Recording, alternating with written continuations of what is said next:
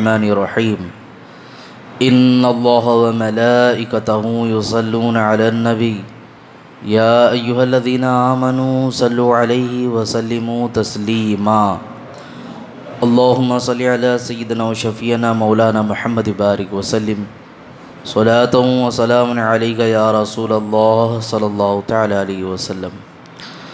بسم اللہ الرحمن الرحیم۔ وَإِذْ أَخَذْنَا مِيثَاقَكُمْ لَا تَسْفِكُونَ دِمَاءَكُمْ وَلَا تُخْرِجُونَ أَنفُسَكُمْ مِنْ دِيَارِكُمْ ثُمَّ أَقْرَرْتُمْ وَأَنْتُمْ تَشْهَدُونَ۔ اور یاد کرو جب ہم نے تم سے عہد لیا کہ آپس میں کسی کا خون نہ بہانا اور اپنے لوگوں کو اپنی بستیوں سے نہ نکالنا، پھر تم نے اقرار بھی کر لیا اور تم خود اس کے گواہ ہو گئے۔ ثم انتم هؤلاء تقتلون انفسكم وتخرجون فريقا منكم من ديارهم تظاهرون عليهم بالاثم والعدوان وان ياتوكم اسارى تفادهم وهو محرم عليكم اخراجهم افتؤمنون ببعض الكتاب وتكفرون ببعض فما جزاء من يفعل ذلك منكم الا خزي في الحياة الدنيا ويوم القيامة يردون إلى أشد العذاب وما الله بغافل عما تعملون أولئك الذين اشتروا الحياة الدنيا بالآخرة فلا يخفف عنهم العذاب ولا هم ينصرون۔ پہلی آیت جو میں نے آپ کے سامنے پڑھی اس میں ایک بات یہ عرض کی گئی کہ تم سے وعدہ لیا گیا تو تم خون نہیں بہاؤ گے، لوگوں کو قتل نہیں کرو گے، اپنی بستی سے نہیں نکالو گے۔ اس کے آگے ہی آیت میں پھر اللہ تعالیٰ ارشاد فرماتا ہے پھر تم ہی ہو جو اپنے لوگوں کو قتل بھی کرنے لگے۔ پہلے کی جو آیت پڑھے اللہ رب العزت نے وعدہ لیا تھا اور یہ وعدہ پر اترے بھی، انہوں نے کہا ہاں ٹھیک ہم وعدہ کرتے ہیں، اور خود اس چیز کے گواہ بھی بنے۔ کون کس کی بات چل رہی ہے یہ ذہن میں رکھنے، یہ یہودیوں کی بات چل رہی ہے، ابھی بھی بنی اسرائیلیوں کی بات چل رہی ہے، ان کے تعلق سے یہ گفتگو ہے کہ جب ان سے یہ عہد و پیمان لیا گیا تھا تو یہ اس کے گواہ بنے، اور اگلی ہی آیت میں ہے پھر انہوں نے اس عہد کو توڑا بھی۔ ہوا کیا تھا کہ آپ کو میں بتاؤں، ان سے 3 طریقہ کا وعدہ لیا گیا تھا۔ پہلا وعدہ یہ تھا کہ ایک دوسرے کو قتل نہ کرنا، دوسرا وعدہ یہ تھا کہ ایک دوسرے کو جلا وطن نہ کرنا۔ جلا وطن کہتے ہیں بستی سے باہر نکال دینا، اس کو کہتے ہیں جلا وطن کر دینا، اپنی بستی سے کسی کو باہر نکال دینا۔ پہلے یہ بھی سزا ہوا کرتی تھی اس کو، جس کو معاملات خراب ہوتے تھے یا جیسے آج ہمارے سوسائٹی سے نکلنے کا ایک تقاضا کرتے اسے ہماری سوسائٹی سے نکال دو، تو زمانے میں بھی ایسے ہی ہوتا تھا، جلا وطن کر دینا، اسے یہاں سے ہی نکال دو، وہ جائے کہیں اور رہے، تو یہ نہ کرنا۔ تیسرے نمبر پہ تھے اگر وہ اپنی قوم میں سے کسی مرد یا عورت کو اس حال میں پائیں کہ اسے غلام یا لونڈی بنا لیا گیا ہو تو اسے خرید کر آزاد کر دیں۔ تو یہ کہا کہ 3 چیزیں ہیں، تم غلام نہ بنانا، کسی کو قتل مت کرنا، ٹھیک ہے، یہ ساری چیزیں، اور اگر کہیں غلام تمہارا نظر آتا ہے تو تم اس کو آزاد کروا دینا۔ اب ہوا ایسا کہ بنی اسرائیل ان کا معاملہ ایسا تھا کہ 2 قبیلہ تھا، بنو نذیر اور بنو قریظہ۔ بنو قریظہ اور بنو نذیر یہ 2 قبیلے تھے۔ بنو قریظہ کے جو حلیف بنے وہ اوس بنے، اور بنو نذیر کے جو حلیف بنے اسے خزرج کہتے ہیں۔ اوس و خزرج یہ 2 قبیلہ بھی تھا۔ میں اس کو تفصیل سے سمجھاتا ہوں، دونوں کے حلیف کون کون تھے اس کو ذہن میں رکھو گے تو آنے والی بات آپ کے ذہن میں بیٹھے گی۔ بنو نذیر بنو قریظہ یہ 2 ہو گئے، اس کے حلیف یہ بنو نذیر بنو قریظہ یہودی ہی ہیں، ٹھیک ہے۔ اب یہ کہہ رہے ان کے جو حلیف بنے اوس اور خزرج یہ 2 الگ قبیلے ہیں۔ حلیف بننے کا مطلب یہ تھا جیسے کہتے ہیں نا کہ میں تم لوگوں کے دکھ سکھ میں ساتھ ہوں، تمہیں اگر کوئی تکلیف آئے گی تو بھی میں کھڑا رہوں گا، تمہارے درمیان کوئی خوشی ہوگی تو بھی ہم تمہارے ساتھ رہیں گے۔ تو ان کا حلف ہوا تھا ایک دوسرے کے ساتھ کہ اگر تمہارے ساتھ کوئی جنگ کرے گا تو ہم تمہارے ساتھ کھڑے ہو جائیں گے، یعنی بنی نذیر اوس کے ساتھ کھڑا ہوگا اور بنو قریظہ یہ خزرج کے ساتھ، ٹھیک ہے، بات سمجھ میں آ رہی؟ بنو نذیر کی اپوزٹ میں کون ہے؟ اوس، اور بنو قریظہ کے ساتھ کون ہے؟ خزرج، یہ 2 قبیلے ہیں۔ تو کہہ رہے اگر تمہارا آپس میں لڑائی ہوئے گی تو ادھر سے بنو نذیر تمہارے ساتھ سپورٹ میں آ جائے گا، اور بنو قریظہ کہتا ہے خزرج سے اگر تمہاری بنو نذیر کے حلیف یعنی اوس سے جھگڑا ہوا تو میں تمہارے سپورٹ میں آ جاؤں گا۔ ہوتا بھی یہی تھا کہ جب جنگ ہوتی تھی ہے تو یہ آپس میں ہی، لیکن جب جنگ ہوتی تھی تو یہ ایک دوسرے کو مارنے کے لیے تیار ہو جاتے تھے، ان کو قتل بھی کر ڈالتے تھے۔ حالانکہ قرآن میں عہد کیا لیا گیا؟ تم آپس میں ایک دوسرے کو قتل نہیں کرو گے۔ ابھی میں نے پڑھا نا آیت کہ تم آپس میں ایک دوسرے کو قتل نہیں کرو گے۔ یہ قتل بھی کرتے تھے اور جلا وطن بھی کر دیتے تھے۔ یہ دو چیز کیے۔ تیسری چیز یہ تھی، جب یہ لیکن جنگ ہونے کے بعد، جلا وطن کرنے کے بعد، یہ دوسری جانب جیسے کہ بنو نذیر، اوس، بنو قریظہ، خزرج، اب اوس اور خزرج کے درمیان ادھر کا آدمی اگر ادھر گرفتار ہے یا ادھر کا آدمی ادھر گرفتار ہے تو کہتے ہیں یہ مارنے کے لیے تو تیار ہیں، جلا وطن کرنے کے لیے بھی تیار ہیں، لیکن جب آپس میں قید کیا ہوا دیکھ رہے ہیں تو قرآن نے یہ بھی کہا نا، یہ 3 وعدہ لیا کہ تم جب کسی کو قید ہوا دیکھو تو اسے چھڑا بھی لینا۔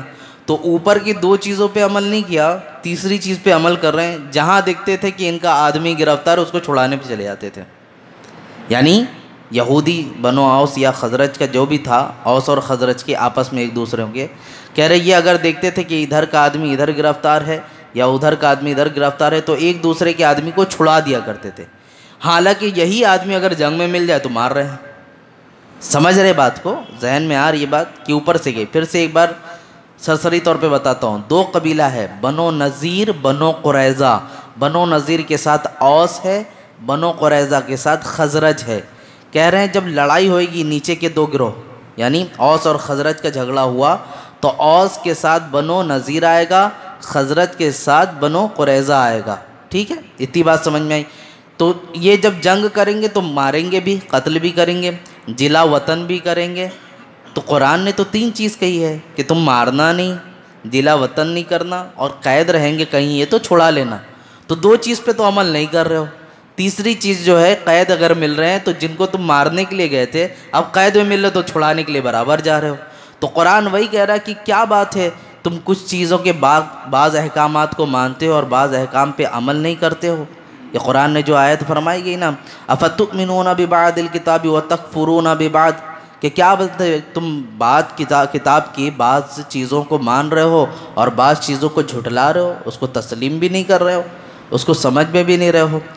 تو پھر یہ ساری باتیں ہونے کے بعد آپ کو میں بتاؤں ان کے بارے میں جو کہا گیا وہ تفصیلاً یہاں پر یہی لکھا گیا، پھر یہ تم ہی ہو جو اپنے لوگوں کو قتل بھی کرنے لگے اور اپنے میں سے ایک گروہ کو ان کو وطن سے بھی نکالنے لگے، تم ان کے خلاف گناہ اور زیادتی کے کاموں میں مدد بھی کرتے ہو، اور اگر وہی قید ہو کر تمہارے پاس آئیں تو تم معاوضہ دے کر انہیں چھڑا بھی لیتے ہو۔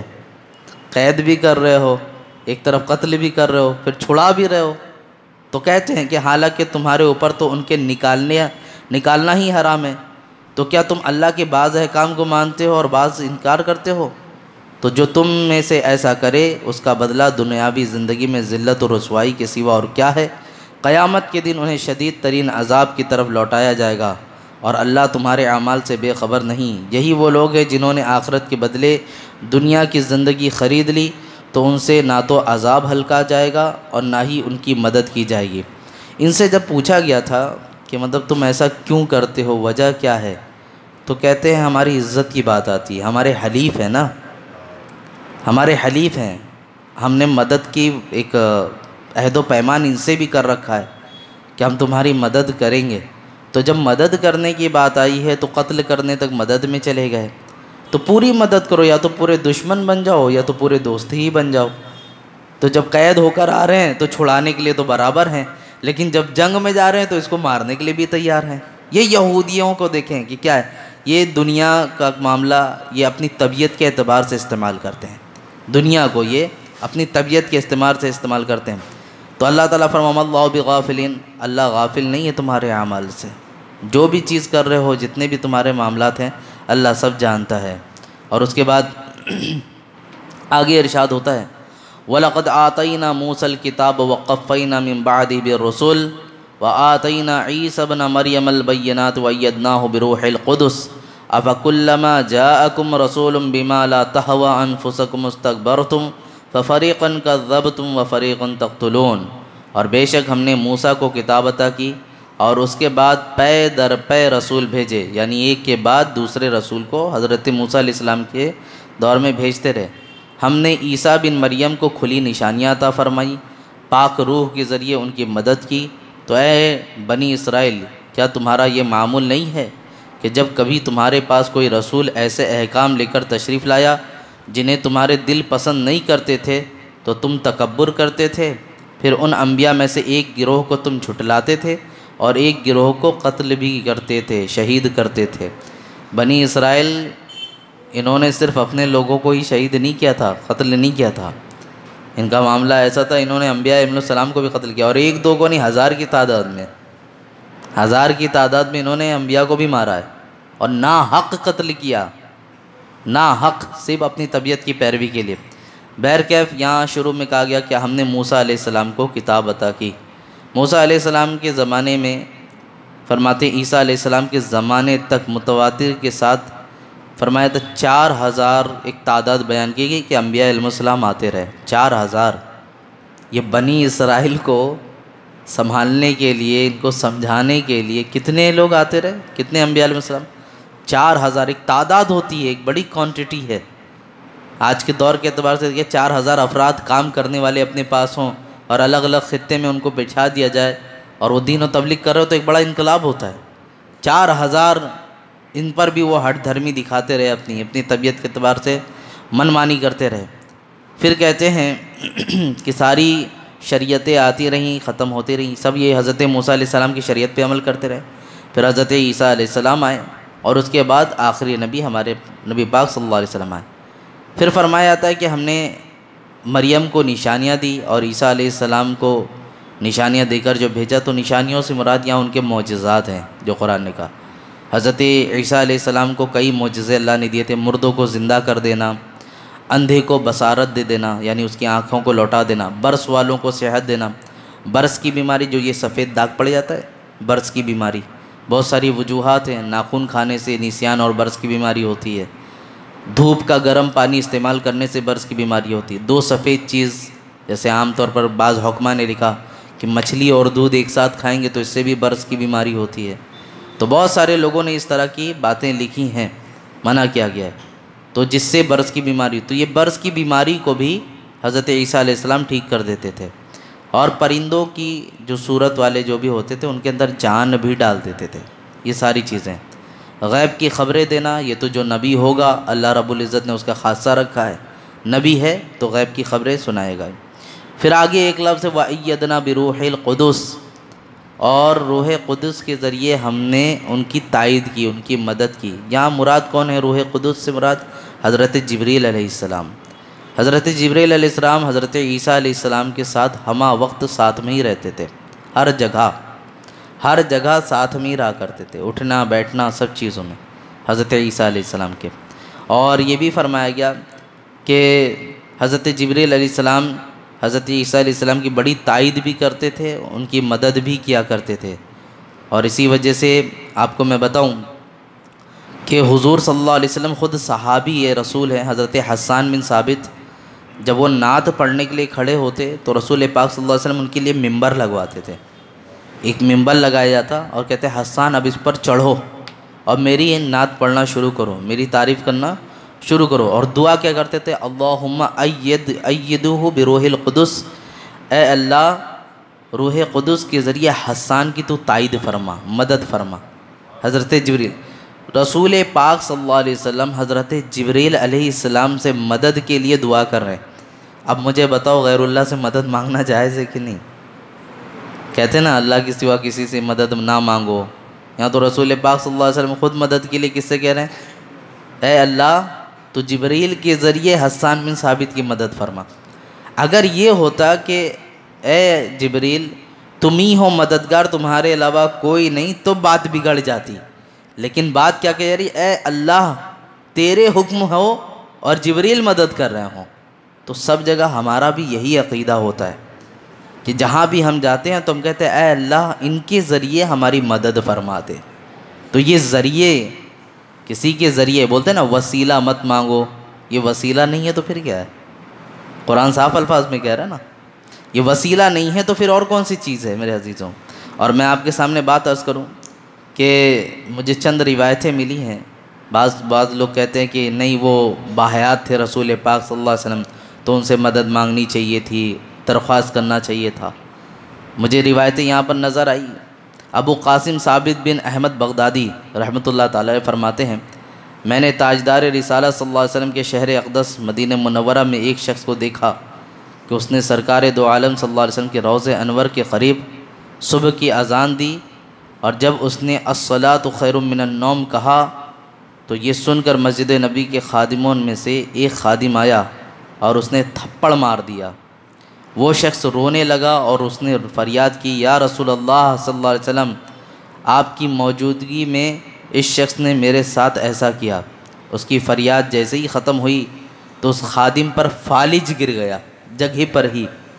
ادھر اس نے فریاد کیا تھا، جس نے تھپڑ مارا تھا، فالج پیرالائز ہوتے ہیں نا، جسم کام کرنا بند کر دیتا ہے، تو پیرالائز ہو گیا فوراً، اور کہتے ہیں 3 دن کے بعد وہ خادم مر بھی گیا۔ یہ رسول پاک صلی اللہ علیہ وسلم کے مہمان تھے۔ ایک روایت اور آپ کے سامنے پیش کرتا ہوں۔ مشہور محدث امام ابو بکر بن مقری، ابو القاسم سلیمان بن احمد طبرانی اور امام ابو شیخ رحمۃ اللہ تعالیٰ نے مزار پر پر انوار پر حاضر ہو کر بھوک کی فریاد کی۔ یہ بتا رہے کہ ہم حضور صلی اللہ علیہ وسلم کے روضہ انور پر موجود تھے، تو رسول کریم صلی اللہ علیہ وسلم نے ایک علوی کے ذریعے انہیں کھانا بھجوایا۔ اس علوی نے کہا، آپ لوگوں نے بارگاہ رسالت میں فریاد کی تھی تو مجھے خواب کے ذریعے رسول پاک صلی اللہ علیہ وسلم کی زیارت ہوئی، اور حضور صلی اللہ علیہ وسلم نے مجھے حکم فرمایا کہ آپ لوگوں تک کھانا پہنچاؤں۔ یہ میں نے لفظ ٹو لفظ جو روایت ہے آپ کے سامنے پیش کی ہے۔ بتانا یہ چاہتا ہوں کہ بارہا آپ نے واقعات سنے کہ صحابہ کرام کو تکلیف تھی تو حاضر ہوئے، حضور صلی اللہ علیہ وسلم نے لعاب دہن لگایا، سب چیز۔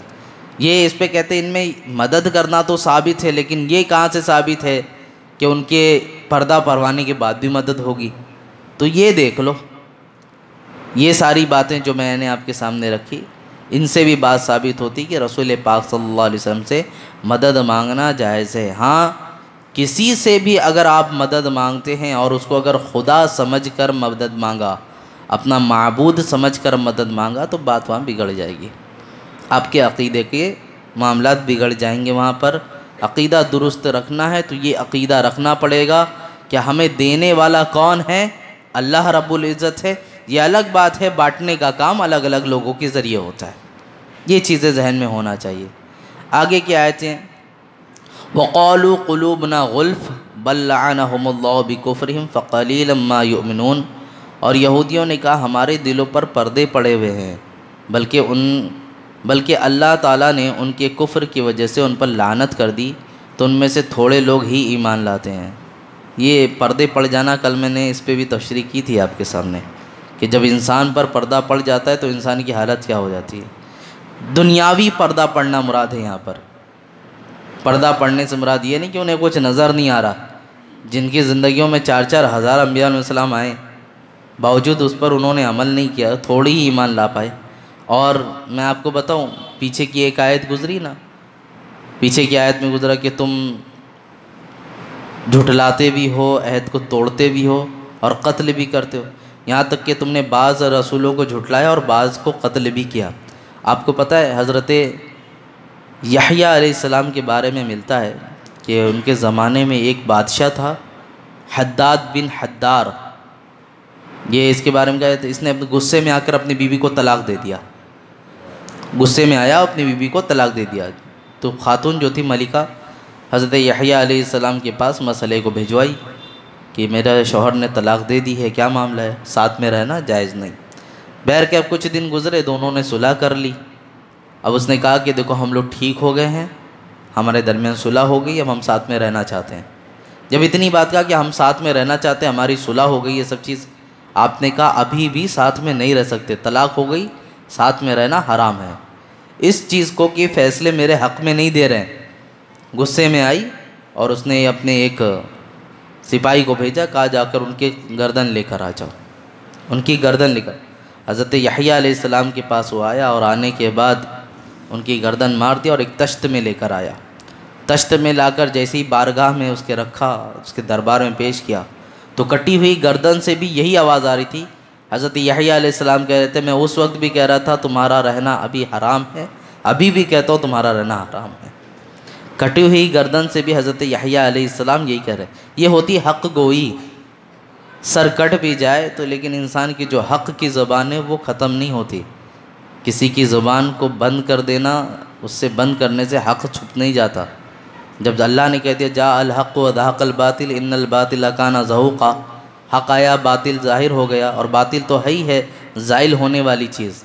تو جو باطل ہے وہ تو ختم ہونے والی ہے، اگرچہ جبراً کسی کی حکومت ہو، کسی کے کردار ہو، اقتدار ہو، اور ابھی اس کا جبراً معاملہ کر رہا ہو، لیکن لکل عروج زوال، ہر عروج کا زوال آتا ہے اور زوال آئے گا ہی. تو یہ چیز یاد رکھیں.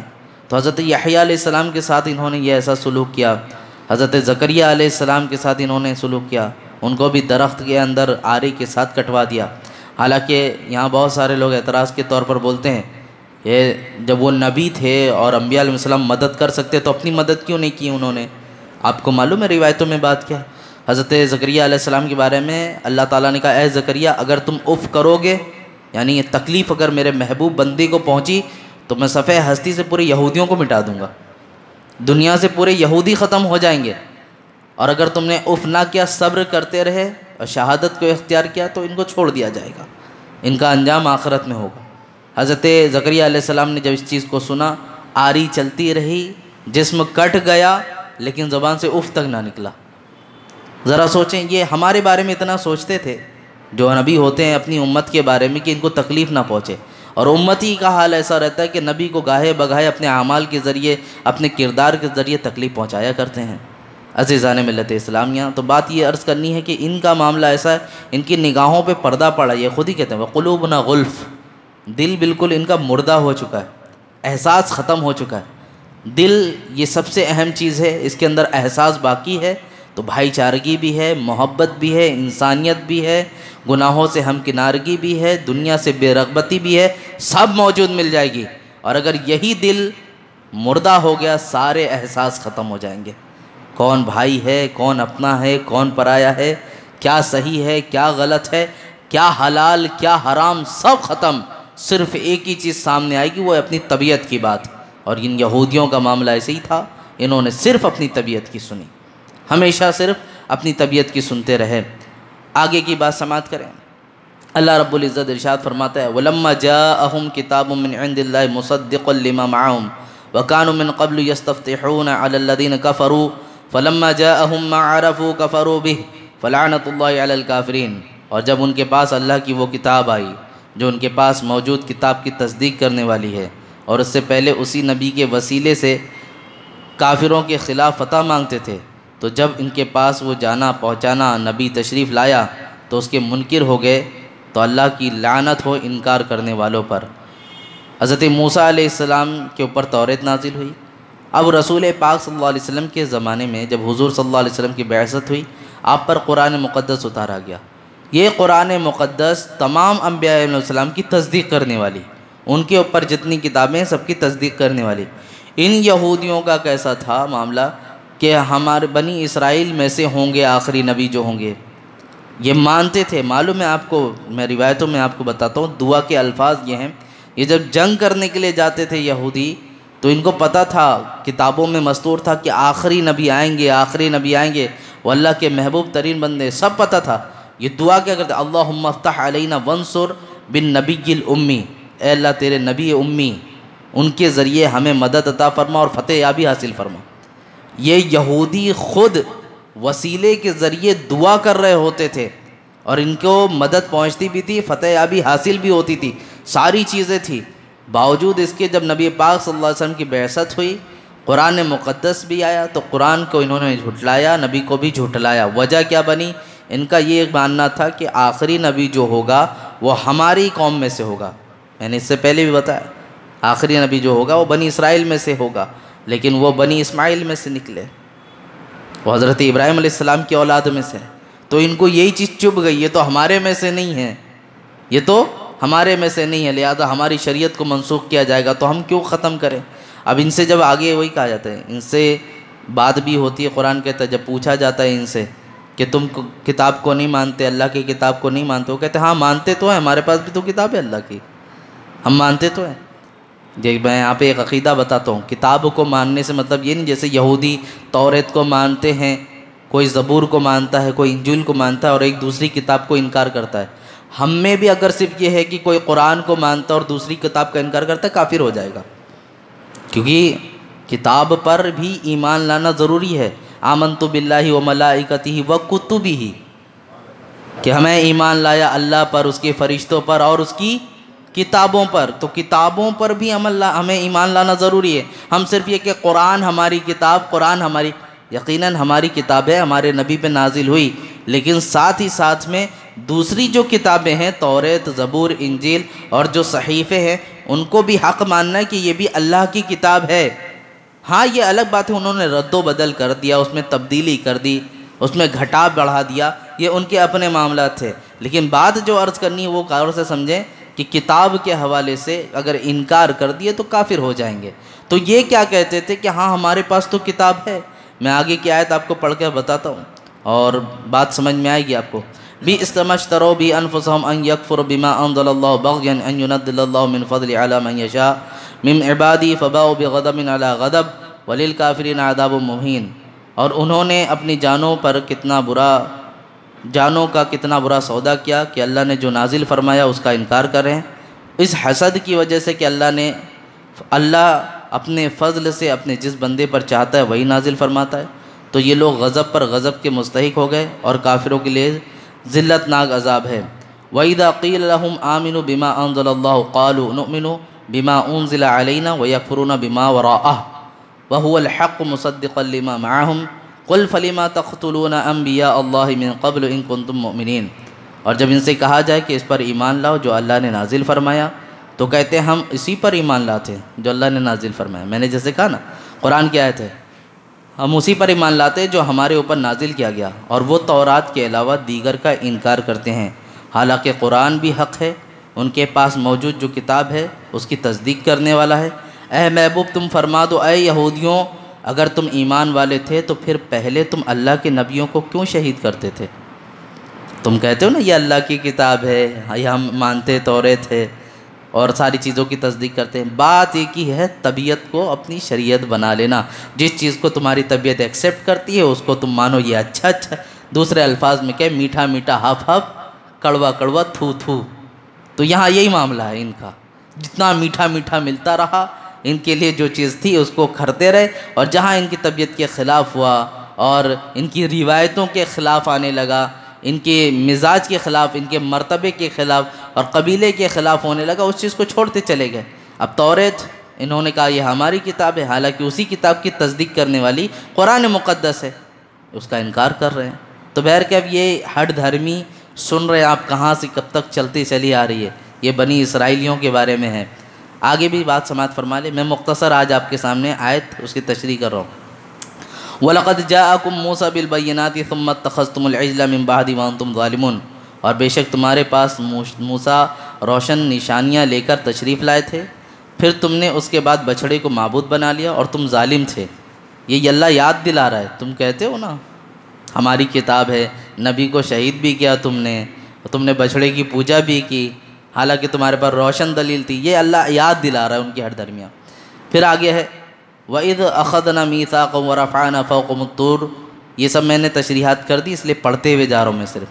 خُذُوا مَا آتَيْنَاكُمْ بِقُوَّةٍ وَاسْمَعُوا قَالُوا سَمِعْنَا وَعَصَيْنَا وَأُشْرِبُوا فِي قُلُوبِهِمُ الْعِجْلَ بِكُفْرِهِمْ قُلْ بِئْسَ مَا يَأْمُرُكُمْ بِهِ إِيمَانُكُمْ إِن كُنتُم مُّؤْمِنِينَ۔ اور یاد کرو جب ہم نے تم سے عہد لیا اور کوہ طور کو تمہارے سروں پر بلند کر دیا۔ میں نے کہا تھا نا طور پہاڑ کا عذاب آیا تھا، یہ کہ ہم ڈرتے ہیں جیسے عذاب ہوتا ہے ہٹتا ہے تو بس کیا ڈر کیا خوف، اس کے بارے میں اللہ ارشاد فرماتا ہے مضبوطی سے تھام لو جو تمہاری جانب عطا کیا گیا اور سنو۔